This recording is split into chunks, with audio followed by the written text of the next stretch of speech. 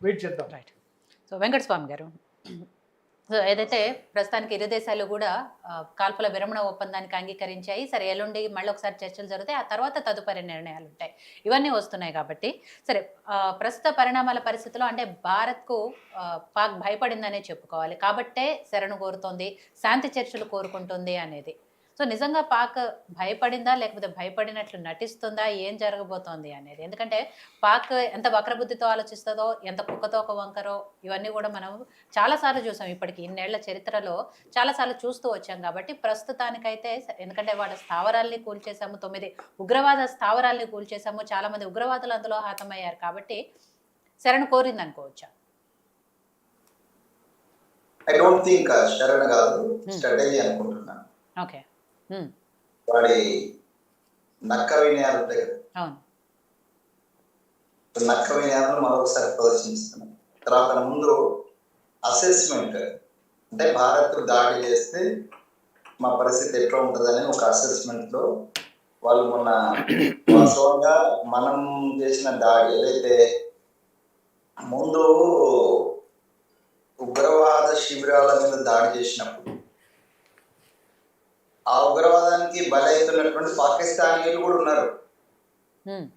వాళ్ళ రాజకీయ నాయకులు కూడా బలైనలు, ఆఫీసర్స్ కూడా బలైనలు, చిన్నపిల్లలు మసూదులలో కూడా అదే ఉగ్రవాదులు ఏ స్థావరాల నుంచి అయితే మన మీద దాడి చేస్తున్నారో వాళ్ళు విత్ ఇన్ ది పాకిస్తాన్ కూడా దాడి చేసినారు. చేసినోడు నాశనం అయిపోతే వాడు సంతోషపడాలి. దానికి బదులుగా వాడి తరఫున వాడి శవయాత్రలో పాల్గొన్నా అంటే వాడు లోకల్గా ఉండడానికి పాల్గొననుకోను. కానీ వానికి సమర్థనగా మన మీద బాంబుల దాడి చేయడము, డ్రోన్లు పంపించడము, యుద్ధ విమానాలను ప్రయోగించడం అనేటువంటిది స్పష్టంగా మేము ఉగ్రవాదులు వేరు కాదనే ఒక సందేశం పాకిస్తాన్ ఇచ్చింది. దాంతోపాటు మన రిటాలియేషన్ ఎట్లుంటది, దాన్ని ఎట్లా మనం ఎదుర్కోవాలా అనేటువంటి దాన్ని కూడా వాడు టెస్ట్ చేసింది అనుకోవచ్చు. సో టెస్ట్ లో వాడికి అర్థమైంది, ఇప్పుడు సార్ మాట్లాడినట్టుగా వాడికి భయం వేసింది. అంటే it is not easy to face the Indian army as of today. అది వీడికే కాదు, అది ట్రంప్కు అర్థమైంది, మిగతా చైనాకు అర్థమైంది, అందరికి అర్థమైంది. కాబట్టి ఒక అడుగు వెనక్కేశారు. ఒక అడుగు వెనక్కేసి శాంతి చర్చలు అంటున్నారు, తర్వాత కాల్పుల విరమణ అంటున్నారు. బట్ నమ్మదగిన దేశం అయితే కాదు. అవును, నమ్మదగిన దేశం కాదు, నమ్మదగిన మనుషులు కాదు, నమ్మకైన రాజకీయం కాదు. కాబట్టి మనం ఎల్లవెల్లలా ఒక పక్కన వాడు అంటే జనరల్గా భారతీయులకు మొదటి నుంచి ఉన్నదే కదా, అంటే మన క్షమాగుణం ఎక్కువ కదా. క్షమాగుణంతో పృథ్వీరాజ్ చౌహాన్ తన కళ్ళు కోల్పోయాడు, ప్రాణాలు కోల్పోయాడు. క్షమాగుణం ఎక్కువ ఉన్నటువంటి భారతీయులను వాడు ఎక్స్పెక్ట్ చేస్తుంటాడు, మన యొక్క క్షమాగుణాన్ని వాడు ఎక్స్పెక్ట్ చేస్తుంటాడు.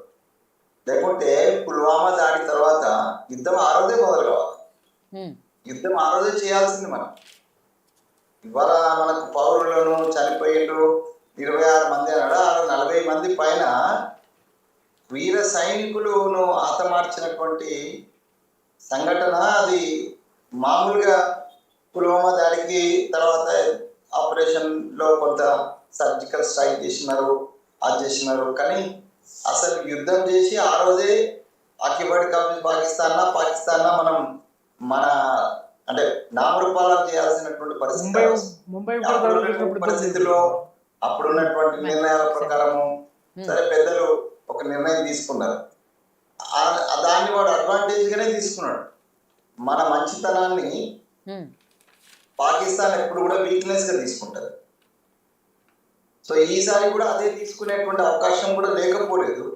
లేదు మొత్తం పాఠవాన్ని మేము మొత్తమే నాశనమయ్యే అవకాశం ఉన్నది అనేటువంటి దాన్ని కూడా వాళ్ళకు సంబంధించినటువంటి సలహాదారులు అటు పాకిస్తాన్ అటు చైనా కావచ్చు, ఇటు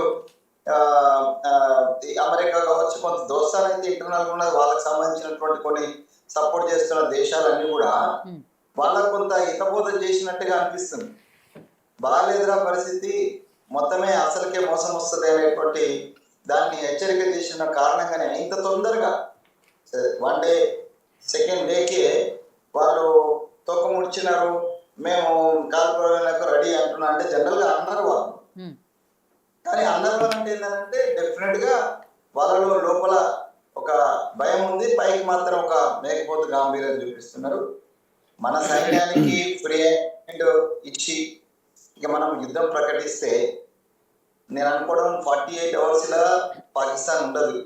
ఉమ్, డెఫినెట్ గా it will be under the control of the Indian army. Right. దాంట్లో డౌట్ ఏం లేదు. అవును. మనకు ఆ శక్తి తెలుసు. ఉమ్, సో ఆ శక్తిని వాడు గుర్తించడు కాబట్టి ఎన్నికిపోయిన అనుకోవాలి. కాకపోతే మనం ఆ, యుద్ధ ధర్మాన్ని, అంతర్జాతీయ నియమాలని, అంతర్జాతీయ సమాజం యొక్క సలహాలని, వీటన్నిటిని కూడా ఒక సంస్కారవంతమైన దేశం మనది. మిగతా దేశాలాగా మూర్ఖంగా ఉన్నటువంటి దేశం కాదు. ఒక సంస్కారవంతమైనటువంటి దేశం. ఆ సంస్కారమే మనలో అప్పుడప్పుడు ఇబ్బంది పెడుతుంటది.